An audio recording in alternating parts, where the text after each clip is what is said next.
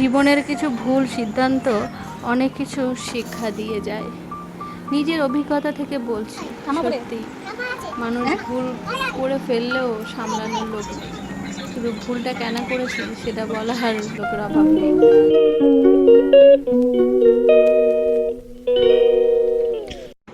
Hello everyone, কেমন আছো সবাই? আশা করছি ভালো আছো, সুস্থ আছো। আমি মন চলে এসেছি একটা নতুন ব্লগ নিয়ে।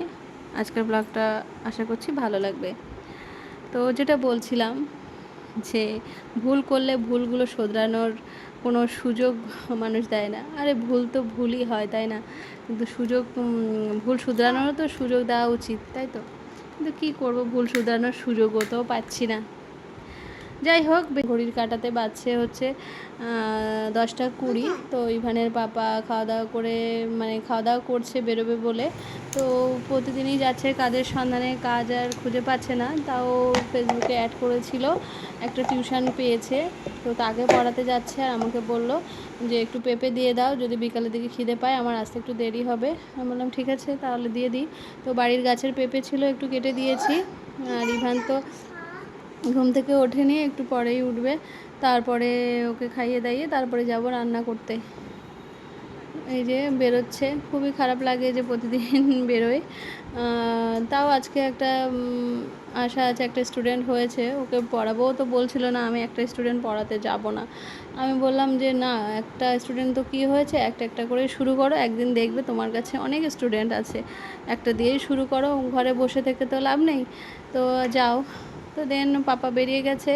আমি এদিকে অর্ধেকটা পেঁপে ছিল, সেটা কেটে নিয়েছি, ওটা আমি খাবো বলে। আর এই যে ভাত, আলু সিদ্ধ, ঘি দিয়েও ভাত খেয়ে গেছে। আর আমি এই যে পটল বেগুন, এটা সেই দিন কিনলাম না বাজার থেকে, তো এগুলোর আজকে তরকারি বানাবো। কী রান্না করবো বুঝতে পারছি না, তো ভাবলাম আজকে বেগুন ভাজা করি আর ডাল রান্না করি। ধরুন এটাই রান্না করব। তো সে সবজি টবজি কাটার চিন্তাভাবনা করছি। আগে পেঁপেটা খেয়ে নিই, কারণ আমি সাজিয়ে গুছিয়ে একা একা খেতে ইচ্ছা করে না। তারপরে ভাবলাম যে কী আর খাবো, ব্রেকফাস্টে এটাই খেয়ে নিই। তো পেঁপেটা খেলাম। আর ইভান আজকে একটু দেরি করে উঠেছে, উঠে কিছু না খেয়ে আগে স্নান করে নিয়েছে, স্নান করিয়ে দিয়েছি আর কি। তো বললো ঠাকুমার কাছে যাবে। তো আমিও বললাম ঠিক আছে তাহলে চলো দিয়ে আসি।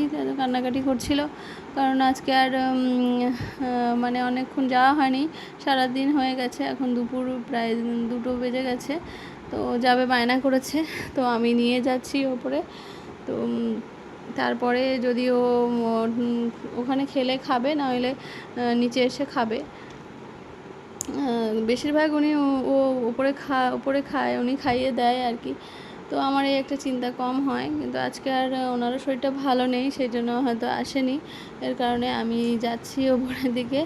চলো, দেখা হবে। এত যে ভালোবাসি ইভান, কি বলবো আর আর কি বলবো, নিজের থেকে পর ভালো, পর থেকে বন আরও ভালো, কথায় আছে না? সত্যি ওপরওয়ালা বলে কেউ থাকলে তার সত্যি আছে, কারণ মানুষকে সব দিক থেকে মানে না একটা রাস্তা খুলে দেয়।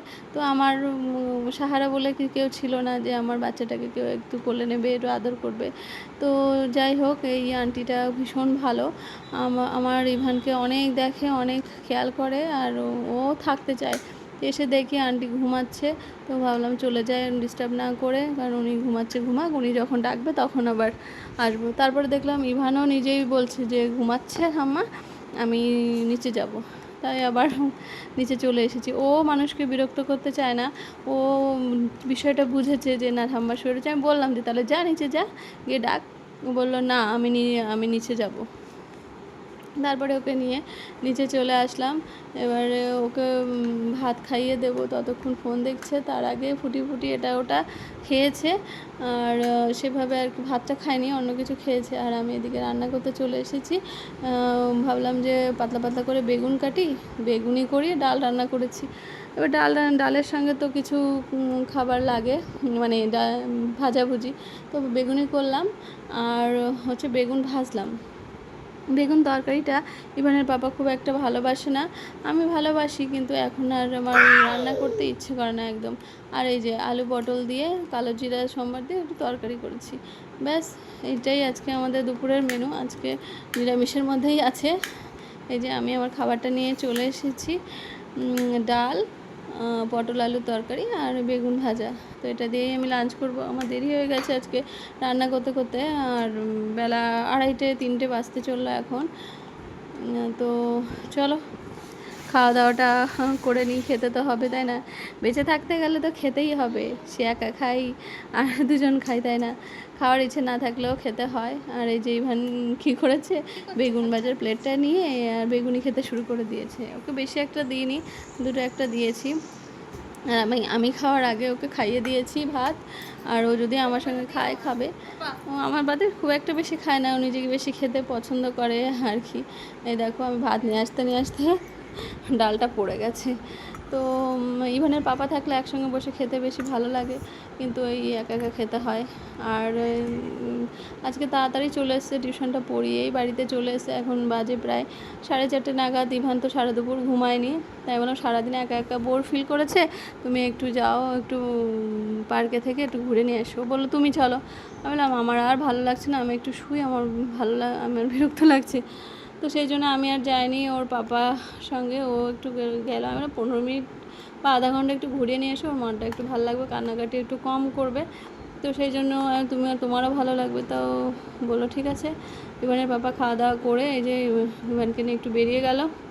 দেন আমি সন্ধ্যাবেলা যা কাজকর্ম থাকে, ঘর দুটো পরিষ্কার করলাম, ঝাড়ফাড় দিয়ে বিছানা গুছিয়ে তারপরে আমি যাচ্ছি স্নান করতে, কারণ খুব গরম লেগে গেছে।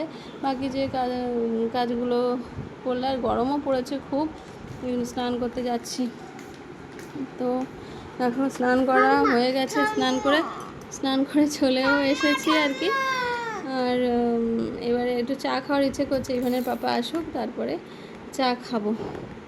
হ্যাঁ, যেটা বলছিলাম যে ভুল সত্যি, মানে ভুল মানুষ করে ফেলে, যদি বাচ্চা হিসাবে ক্ষমা করে দেওয়া যায় তাদের জীবনটা বা সংসারটা অনেক সুন্দর হয়। কিন্তু কি করবো বলো, আমার জীবনের একটা সবথেকে ভুল হচ্ছে আমি বেকার ছেলেকে বিয়ে করেছি।